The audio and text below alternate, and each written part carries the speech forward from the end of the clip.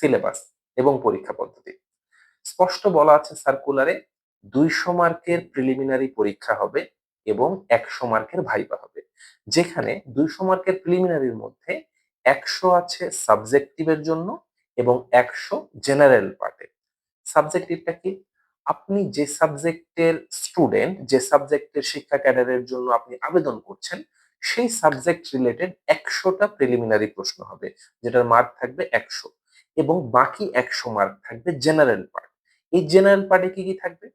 বাংলা থাকবে 20 মার্কের, ইংরেজি 20 মার্কের, বাংলাদেশ অ্যাফেয়ার্স 20 মার্ক, আন্তর্জাতিক অ্যাফেয়ার্স 20 মার্ক, মেন্টাল অ্যাবিলিটি 10 এবং গাণিতিক যুক্তি 10।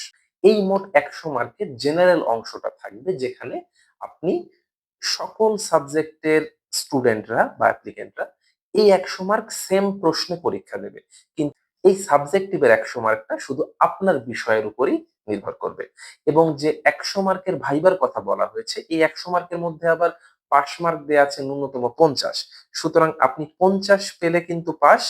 আর 200 র মধ্যে যত মার্ক পাবেন এবং এই 100 র মধ্যে যত পাবেন, এই টোটাল 300 মার্ক যোগ করে আপনার মেরিট লিস্টটা হবে।